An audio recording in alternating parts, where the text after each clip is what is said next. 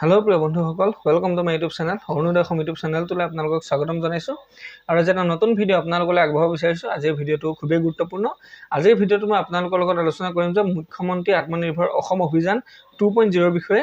এই মুখ্যমন্ত্ৰী অসম অভিযান যেটো হয় ইয়াৰ বাবে আপোনালোকৰ সেকেন্ড ইন্টাৰভিউ যেতিয়া হ'ব তাৰ বাবে আপোনালোকে কি কি ডকুমেন্ট নিব লাগিব আৰু আপোনালোকৰ যেটো প্ৰজেক্ট টেমপ্লেট আপলোড কৰিছিল হে আপলোড কৰা যেটো প্ৰজেক্ট টেমপ্লেট হয় হেতু আপোনালোকে কেনে ধৰণে লাভ কৰিব তো প্ৰিয় বন্ধুসকল আপোনালোকে ভিডিওটো কোন ধৰণৰ স্কিপ নকৰাকৈ চাব তেতিয়া কথাখিনি বুজি পাব যেহেতু আপোনালোকে নিজৰ মোবাইলৰ পৰাই যেটো মুখ্যমন্ত্ৰী আত্মনিৰ্ভৰ অসম অভিযানত আপোনালোকে প্ৰজেক্ট টেমপ্লেট আৰু আপোনালোকে নিজৰ যিখন এপ্লিকেশন ফৰ্ম আপোনালোকে দিছিলে বা কি কি ডকুমেন্ট দিছিলে সকলোখিনি আপোনালোকে পুনৰ লাভ কৰিব আৰু এইখিনি ডকুমেন্ট লৈ আপোনালোকে পুনৰ দ্বিতীয়বাৰৰ বাবে মুখ্যমন্ত্ৰী আত্মনিৰ্ভৰ অসম অভিযানত দ্বিতীয়বাৰৰ পৰীক্ষাত আপোনালোক যাব পাৰিব তো প্ৰিয় বন্ধুসকল পলম নকৰি আহক আজি আমি ভিডিওটো আৰম্ভ কৰো ভিডিওটো আৰম্ভ কৰাৰ আগতে আপোনালোকলৈ কাইন্ডলি ৰিকুৱেষ্ট যে মোৰ চেনেলত যিসকল নতুন আহিছে তেওঁলোকে মোৰ চেনেলটো সাবস্ক্ৰাইব কৰি কাষত থকা বেল আইকনটো দবাই ৰাখিব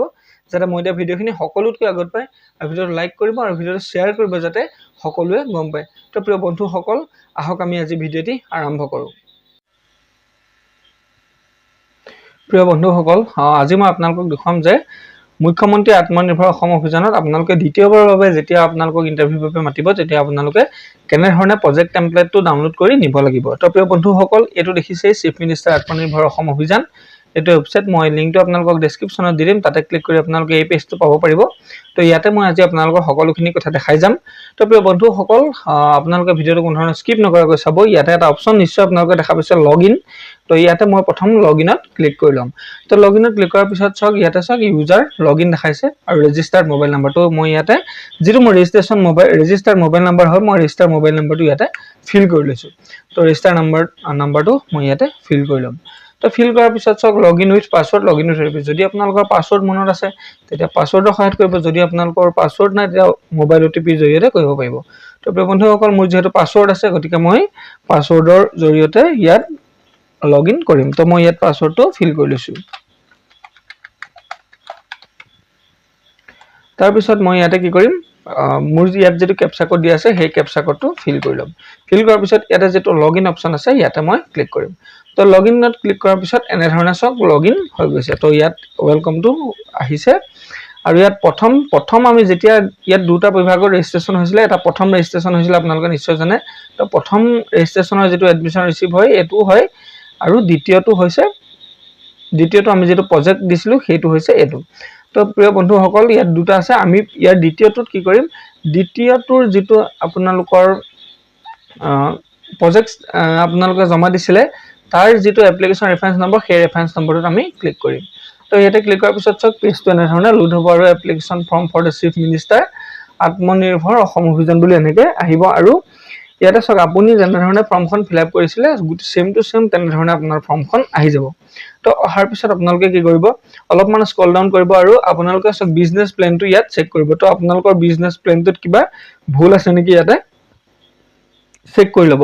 চেক কৰাৰ পিছত কি কৰিব অলপমান তললৈ যাব আৰু ইয়াতে চক have you prepared project report তো ইয়াত yes দিয়া আছে is the project report as per CMA portal তো সক ইয়াতে আপোনালোকে yes দিয়া আছে আৰু project number দিয়া আছে আৰু upload project report দিয়া আছে আৰু ইয়াতে দিয়া আছে সক view and download তো আপোনালোকে তো ইয়াত যদি project report to second বাৰ বাবে দিব লগা হয় তেহলে project to আপোনালোকে view and download কৰি ইয়াৰ পৰা নিব লাগিব তো সক মই ইয়াতে আপোনালোকক view and download কৰি দেখাইছো view and download ক্লিক কৰাৰ পিছত এনে ধৰণে পেজটো খোল খাব আৰু তাৰ পিছত আপোনালোকৰ প্ৰজেক্টটো আহি যাব যেটো আপোনালোকে প্ৰজেক্ট ফিল আপ কৰি থৈছিলে তো প্ৰিয় বন্ধুসকল আপোনালোকক যেটো প্ৰজেক্টৰ ওপৰত প্ৰশ্ন হৰিব সেই প্ৰশ্নখিনি এই প্ৰজেক্টৰ আপোনালোকে যেনে ধৰণে ফিল আপ কৰিছিলে সেইখিনিৰ পৰাই খুৰিব গতিকে আপোনালোকে এই প্ৰজেক্টটো ডাউনলোড কৰি ইয়াত যিখিনি আপোনালোকে এনসাৰ দি থৈছে সেই এনসাৰখিনি আপোনালোকে ভালকে পঢ়ি এই প্ৰজেক্টটো উলিয়াই ললে এই পৰীক্ষাটোত নেক্সট পৰীক্ষাটোত পাস কৰিব পাৰিব আৰু আপোনালোকে মুখ্যমন্ত্ৰীৰ যেটো 2 লাখৰ পৰা 5 লাখ টকা হেতু লাভ কৰিব পাৰিব তো প্ৰিয় বন্ধুসকল এনে ধৰণে আপোনালোকে প্ৰজেক্টটো ডাউনলোড কৰিব আৰু ডাউনলোড কৰাৰ পিছত ইয়াতে আপোনালোকে চেক কৰিব যে আপোনালোকৰ প্ৰজেক্টটো ক্লিয়াৰলি আছে নে নাই আৰু আপোনালোকে এপ্লিকেশন ফৰ্মখনো চাব যে আপোনালোকৰ এপ্লিকেশন ফৰ্মখন ক্লিয়াৰ হৈ আছে নে নাই যদি নাই তেতিয়া হলে আপোনালোকে এটো পইচাৰ পৰা বিৰত থাকিব লাগিব যদি আপোনালোকৰ এপ্লিকেশনখন ক্লিয়াৰ হৈ আছে তেতিয়া হলে আপোনালোকে মুখ্যমন্ত্ৰীৰ এই আঁচনিখন লাভ কৰিব পাৰিব তো প্ৰিয় বন্ধুসকল ইয়াতে গৈ আপোনালোকে পিছতো চেক কৰিব যে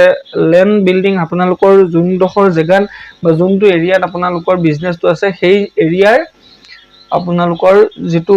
খাজনা ৰচিদ হয় বা জমাবন্দী কপি হয় সেইটো আপোনালোকে ইয়াত আপলোড কৰিব লাগিব এৰিয়াটো ভিউ এণ্ড ডাউনলোড এইটো দিয়া আছে তাৰ পিছত আপোনালোকৰ সেই লেণ্ড এৰিয়াটো কিমান হয় কিমান কথা আছে কেই কথা মাটি আছে সেইটো আপোনালোকে দিব লাগিব তাৰ পিছত ইয়াতে চাওক আপোনালোকৰ ডকুমেণ্টখিনি তললৈ গৈ চাব এটেচ এনক্লোজাৰ ইয়াতে চাওক আপোনালোকৰ যিখিনি ডকুমেণ্ট আপোনালোকে আপলোড কৰিছিলে সেই ডকুমেণ্টখিনি ঠিকভাৱে আছে নাই ইয়াতে চাই ল'ব নিজে চেক কৰিব পাৰিব ইয়াতে আপোনালোকে চেক কৰি ল'ব আৰু তাৰ পিছত ইয়াৰ এটা কপি আপোনালোকে ৰাখি ল'ব যে আপোনালোকৰ বিজনেছ প্লেনটো কেনেকুৱা ধৰণৰ আছিলে এই বিজনেছ প্লেনটোৰ সৈতে আপোনালোকৰ ডিটেইলছটো আপোনালোকে ৰাখি ল'ব তেতিয়াহে আপোনালোকে নেক্সট দ্বিতীয়বাৰৰ ইণ্টাৰভিউৰ বাবে প্ৰিপেয়াৰ হ'ব পাৰিব তো প্ৰিয় বন্ধুসকল আজিলৈ ভিডিঅ'টো ইমানেই আছিলে যদি ভিডিঅ'টো ভাল লাগিলে তেতিয়া ভিডিঅ'টো লাইক কৰিব ভিডিঅ'টো শ্বেয়াৰ কৰিব যাতে সকলোৱে গম পায় আৰু